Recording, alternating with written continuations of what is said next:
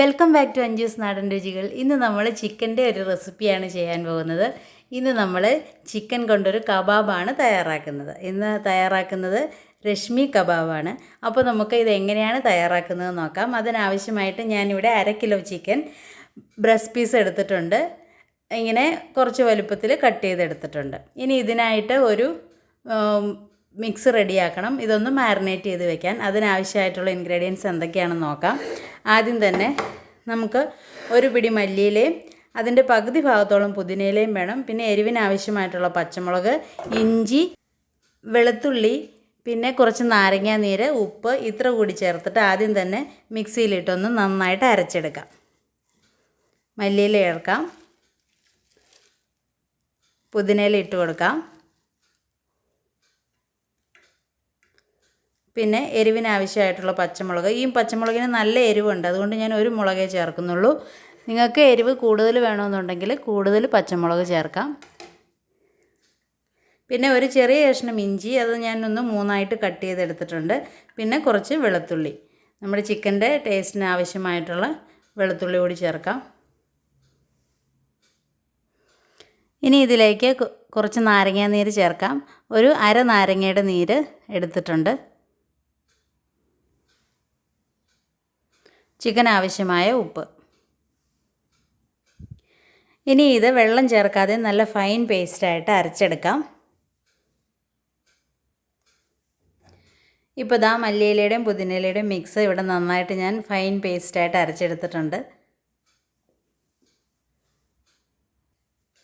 ഇനി ചിക്കനിലേക്ക് നമ്മൾ അരച്ച് വെച്ച മിക്സ് ചേർത്ത് ഒന്ന് മാരിനേറ്റ് ചെയ്തെടുക്കാം.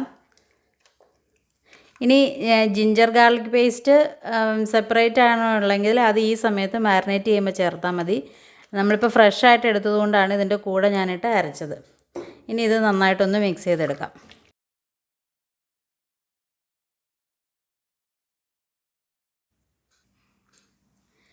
മാരിനേറ്റ് ചെയ്ത് വെച്ച ചിക്കനിലേക്ക് 2 ടേബിൾ സ്പൂൺ തൈര് ചേർക്കാം.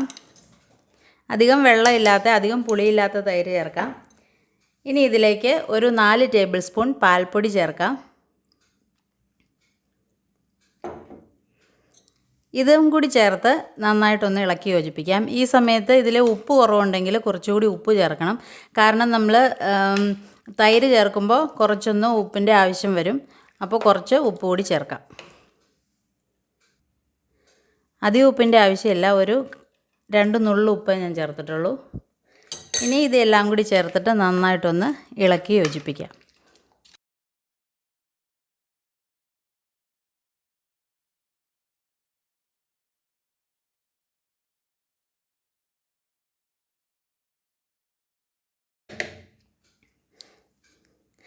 ഇപ്പോൾ ചിക്കൻ ഇവിടെ മാരിനേറ്റ് ചെയ്തെടുത്തിട്ടുണ്ട്. ഇനി നമുക്കിതൊരു 30 മിനിറ്റ് ഒന്ന് സോക്ക് ചെയ്ത് വയ്ക്കണം. അതിനുശേഷം ഇത് നമുക്ക് ഫ്രൈ ചെയ്തെടുക്കാം. ചിക്കൻ ഒന്ന് മാരിനേറ്റ് ആകുന്ന സമയത്തേക്ക് കുറച്ച് ബാംബൂ സ്ക്യൂർ ഇതുപോലെ ഒന്ന് വെള്ളത്തിലിട്ടൊന്ന് കുതിർത്തിയെടുക്കാം. ഇതിൽ കോർത്ത് വേണം നമുക്ക് ചിക്കൻ ഒന്ന് ഫ്രൈ ചെയ്തെടുക്കാൻ. നമ്മളിങ്ങനെ സോക്ക് ചെയ്യണം. ഇപ്പോൾ ഒരു 30 മിനിറ്റ് കഴിഞ്ഞിട്ടുണ്ട്. നമ്മൾ മാരിനേറ്റ് ചെയ്ത് വെച്ച ചിക്കൻ ഒന്ന് തുറന്ന് നോക്കാം. ഇനി ഇതിലേക്ക് ഈ ബാംബൂ സ്ക്യൂറിലേക്ക് ഇത് ഓരോന്ന് നമുക്കൊന്ന് കോർത്തെടുക്കാം.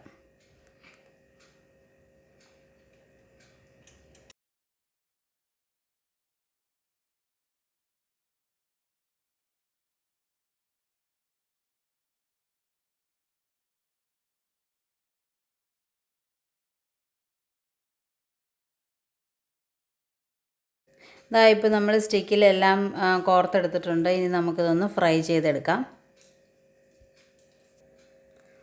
സാധാരണ കബാബ് ചെയ്യുമ്പോൾ ഗ്രില്ലിലാണ് ചെയ്യുന്നത്. ഇപ്പോൾ നമുക്കത് പാനിനകത്ത് ചെയ്യാം.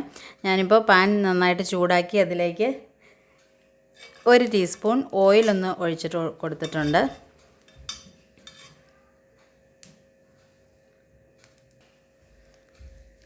ഇനി ഇതിലേക്ക് നമുക്ക് ഓരോ സ്റ്റിക്കുകളായിട്ട് എടുത്ത് വെച്ച് കൊടുക്കാം. തീ എപ്പോഴും ലോ ഫ്ലെയിം ആയിരിക്കാൻ ശ്രദ്ധിക്കുക.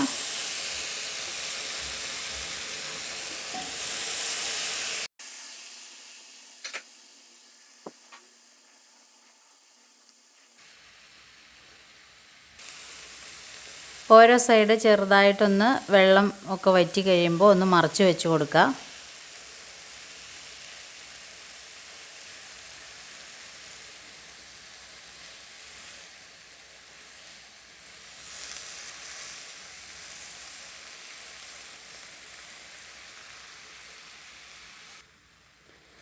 കുറച്ച് ഓയിലൊന്ന് ഒഴിച്ചു കൊടുക്കാം.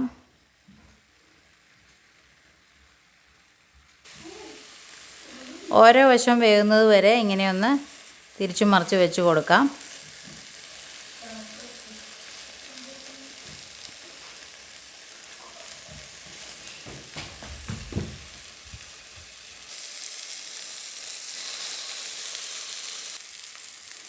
ഇപ്പോൾ നമ്മുടെ ചിക്കൻ രശ്മി കബാബ് ഇവിടെ തയ്യാറായി കഴിഞ്ഞു. ഇനി നമുക്ക് ഫ്ലെയിം ഓഫ് ചെയ്യാം. എന്നിട്ട് ഈ ഓരോ സ്റ്റിക്കും നമുക്ക് പ്ലേറ്റിലേക്ക് എടുത്ത് മാറ്റാം.